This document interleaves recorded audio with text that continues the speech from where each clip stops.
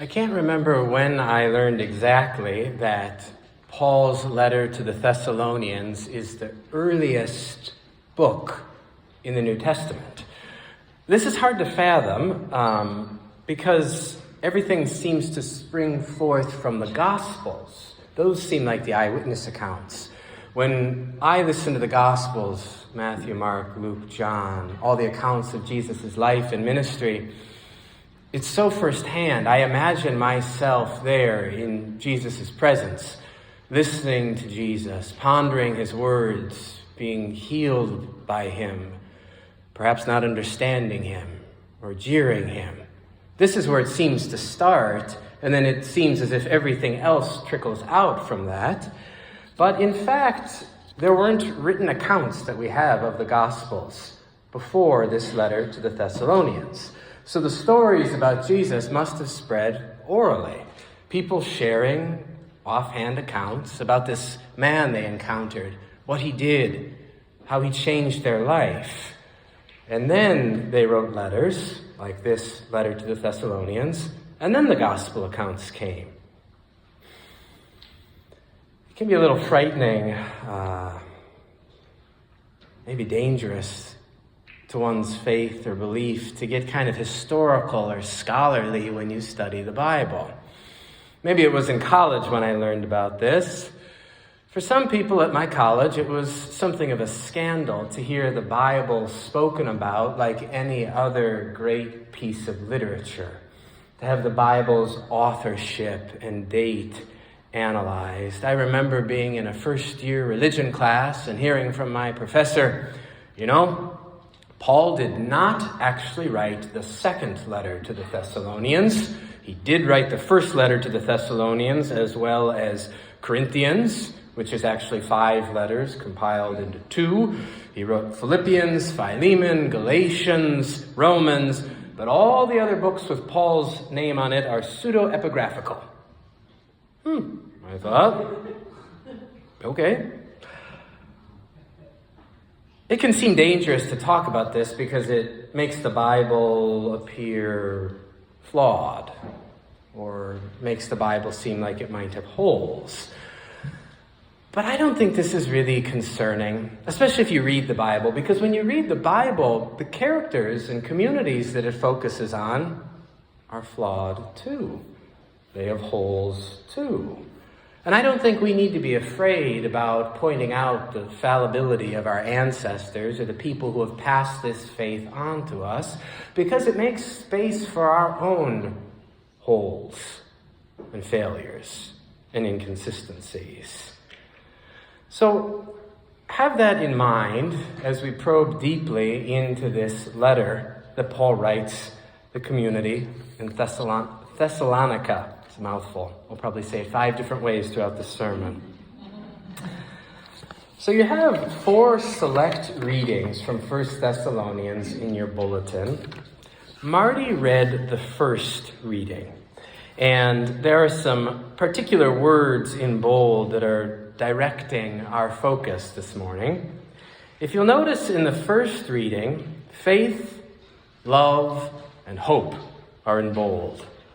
In this first reading, Paul is recounting his initial visit to that community and recounting their faith, love, and hope. The rest of 1 Thessalonians recalls other reportage that Paul has received about this community.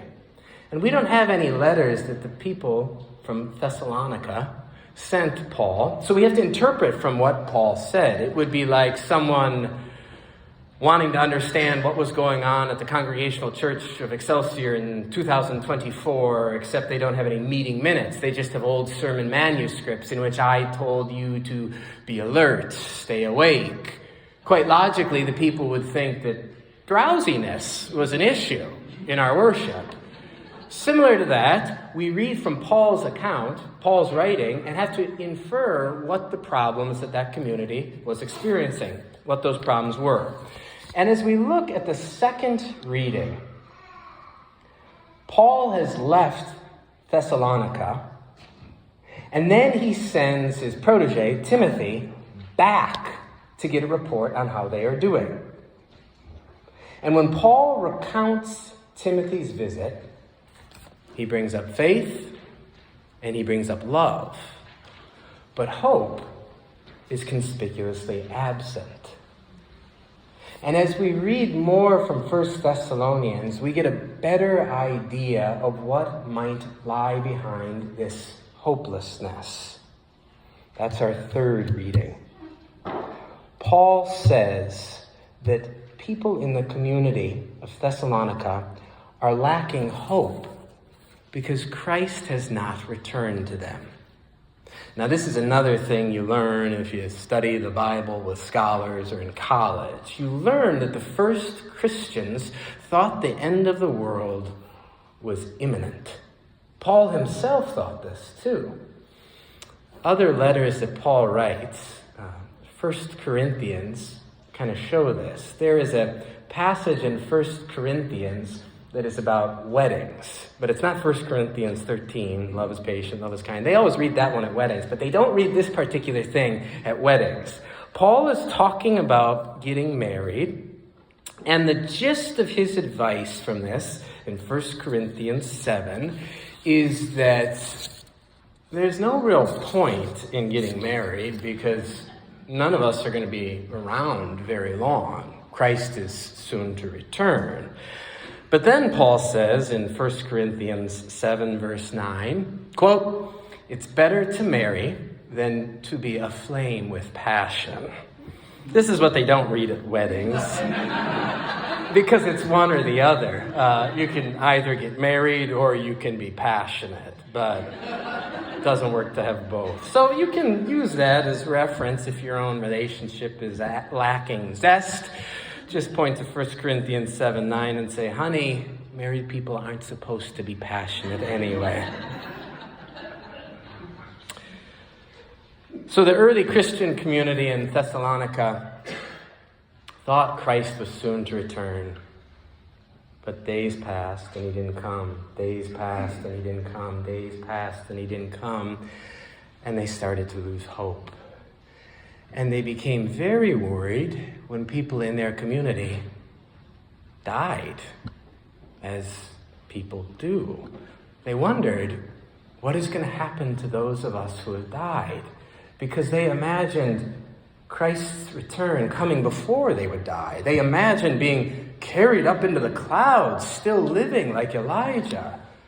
So Paul writes back to them and says, don't worry. Those who have died will be the first to rise. But then Paul also imagines we who are still living, and he paints a scene in which we are gathered up in the clouds with Christ. So it seemed like Paul still thought Christ's return was imminent, and 2,000 years later, we are still waiting. So seen in one light, this would seem to invalidate the faith of our ancestors. They thought Christ was going to come back, and Christ has not come back, so they were wrong. Why are we following them? Why do we continue in this tradition when they were wrong? But seen in another light, I think their disappointment, their hopelessness, and their perseverance, the fact that they kept pondering this Christ in new ways, the fact that we keep pondering this Christ in different ways than they did 2,000 years ago, I think that's what we hold on to. The continuity of their experience and evolving beliefs, and even the continuity between their hopelessness and our own. So the people who have passed the faith on to us were filled with hopelessness. Think about that. I've always assumed that if only I could be closer to Christ, closer to Paul, closer to a great preacher, then my own belief would be stronger. I would have faith, love, and hope. But the Bible, which are our foundational accounts of people's relationships with God, are filled with stories of people who are hopeless, who struggle through life. The patriarchs in the faith, way back in Genesis, Abraham, Isaac, Jacob, Their lives veer this way and that. They doubt, they wonder, they ask questions. Jacob, near the end of his life, when he reunites with his son Joseph in Egypt, recounts the years of his life as few and hard. This is our model for faith. At times in his own ministry, Jesus is overcome with anguish and doubt and frustration with the disciples. Before his death, he prays in the garden, overwhelmed with fear and doubt and worry. The Apostle Paul, in other letters that he writes, recounts his own anguish and sufferings and ailments, and the church of Thessalonica has no hope. So is there room for people like us next to people like them? There's absolutely room. The nature and subject of hopelessness shifts over time, but the reality of hopelessness remains. Do I believe anything in this Bible? Anything that we talk about here? Does the church have a future? What is in store for our country, or democracy, or our planet? Will I ever be reunited with the person that I loved and have lost?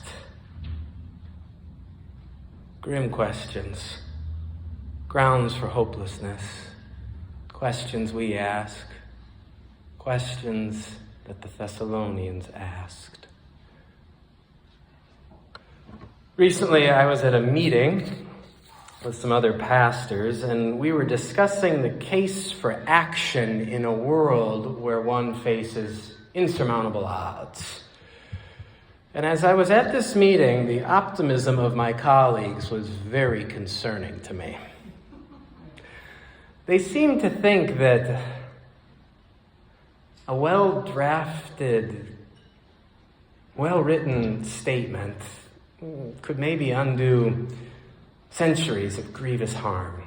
It seemed like they thought a march that would be sparsely attended would be able to curb the evil powers of the world. They seemed to think that some spontaneous prayer would prevent the polar ice caps from melting and prevent our world from boiling.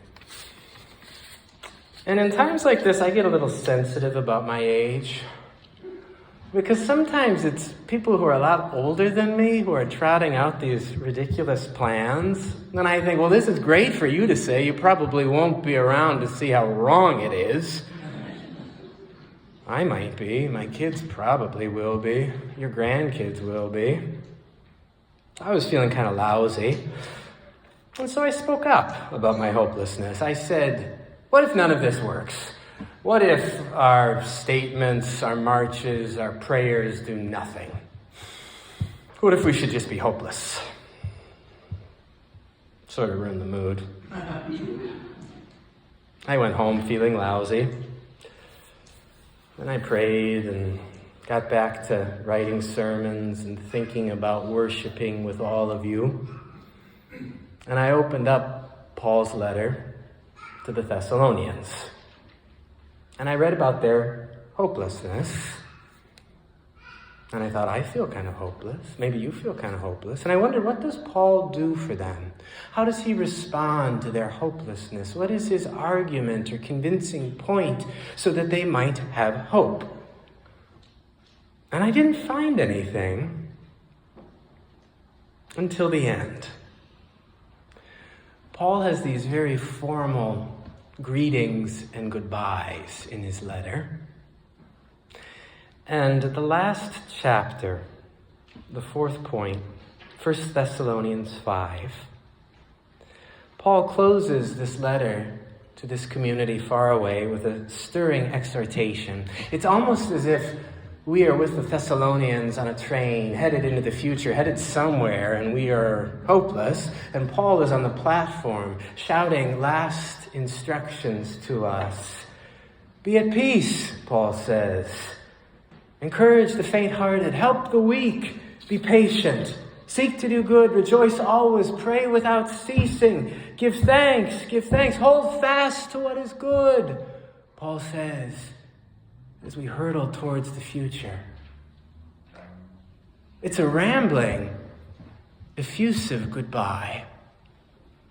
It's not an argument, but it's a posture. Paul's presence, Paul's language, Paul's words are like an embrace or a hug when there's nothing really to say.